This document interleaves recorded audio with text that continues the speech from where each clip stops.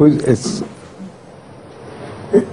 Holy Prophet ﷺ has prophesied that there will be Mujaddid in every century. Some people want to ask, what is the need for an Imam Mahdi in the presence of these Mujaddideen, and what is the difference between their statues and their tusks?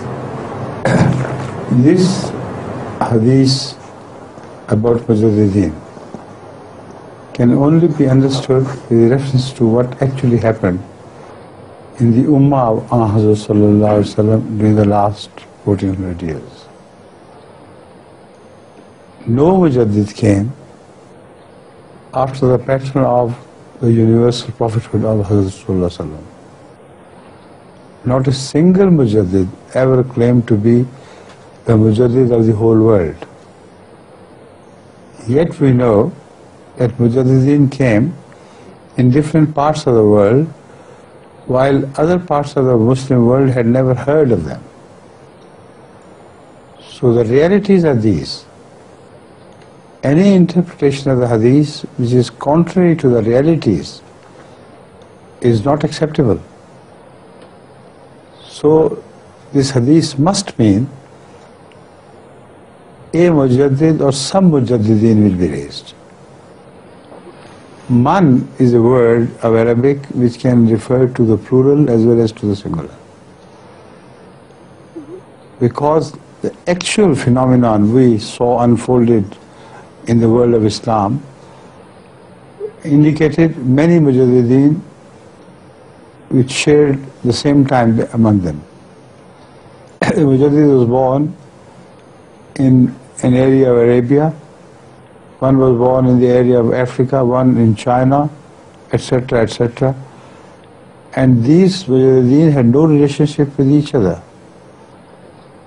Yet in their own territories, they served the cause of Islam and revived those noble traditions of Islam which were about to die.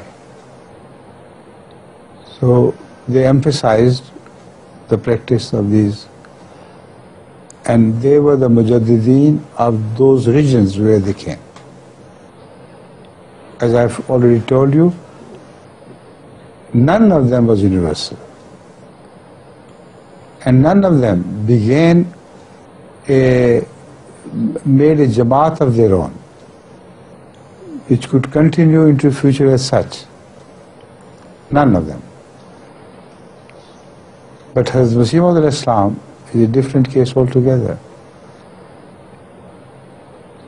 It was prophesied about him that he would call the entire world to the message of Islam. لِيُظْهِرَهُ عَلَى الدِّينِ كُلِّهِ.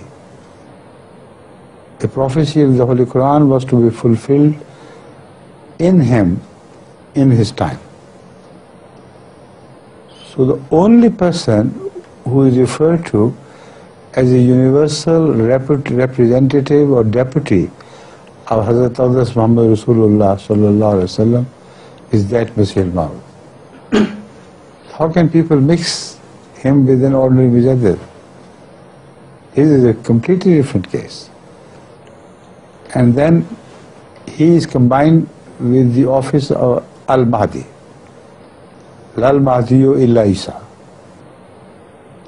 In this way, he is the same person born in the Ummah.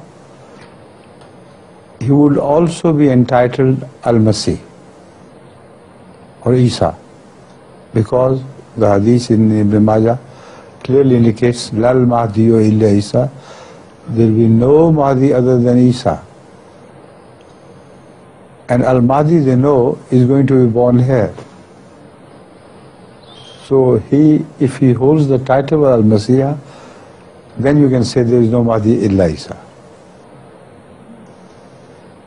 In that capacity, he is to address both the world of Islam and the world of Christianity. This is an office unanimously held, simultaneously held by the Masih Maud Hazrat Mirza Ghulam Ahmad Qadiani, which was never held before in the entire history of Islam by anybody else. And the prophecy applies to him exactly as it was made. So the deputy of Hazrat Rasulullah sallallahu alaihi wasallam, who was to appear in the latter days, had to be a universal prophet, but a subordinate universal prophet to Hazrat sallallahu alaihi wasallam. As such, he is completely different from all other Mujaddideen who came to specify small areas and for a time which was not everlasting, a time which ended with their death. They never left behind a silsila, or after every Mujaddid we should have seen another movement in Islam created. Where are they? None. See?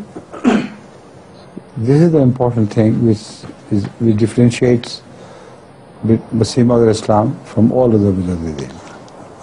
Has also this Mujaddideen who appeared at the Ummah claimed ever to be a Mujaddid for the Ummah, or the people who... Some are reported to have claimed, but there are other signs which differentiate them from the Mujaddid, which was, or the al-Mahdi, who was prophesied by Rasulullah sallam. For instance, Imam Jhonpuri Sahib, he was born in Hyderabad, Deccan, or thereabout, and he claimed to be al-Mahdi. But he never claimed to be that Mahdi who was referred to in the Hadith as our Mahdi, for whom the heavenly signs will appear, and they never appeared. See? So there are some Mahdis who are not those Mahdis which are in question, because inna le mahdiyina ayat hai indicates that there were some Mahdis other than our Mahdi. The Mahdi we are talking about is a different person. In his favor, the eclipses of the moons and sun would stand witness. In the Mahdis which are not our Mahdis, they are just Mahdis, good people maybe, but not the Mahdis of Rasulullah sallam, these signs will not appear. So all this is well connected, and it makes a sense in its totality. Hazrat Imam Muhammad Jhonpuri believed himself to be the Mujaddid in Islam, yet he never related to that hadith in his favor. That's one thing which distinguished him from the Mujaddid who was prophesied, the Mahdi who was prophesied by Ahmad. The second thing is that his movement never spread into all the Muslim countries or other countries of the world. He could not have been that al-Mahdi who was to bring about a new revolution in Islam. Al-Imam Muhammad Jhonpuri is introduced nowadays to the world through MTA. Otherwise he would not be known. He is only known to a small number of his followers who still exist in Hyderabad, Deccan, and United States or a few other countries, who are not known as such to all the rest of the Muslims. And some who live in Balochistan or south of Sindh, they are the people who have severed their ties with the mainstream Madhaviyin, and they are now called Zikris, and they have broken loose from the mainstream Islam altogether. This is the Mujaddidiyat. It has come to an end. And the Mujaddidiyat of Muslim Islam, even if you refer to him as Al-Mujaddid, is a very different Mujaddidiyat from the one we have been noticing throughout the history of Islam. Moreover, people should concentrate on the wording of the hadith. Ala rasi kulli mi'atin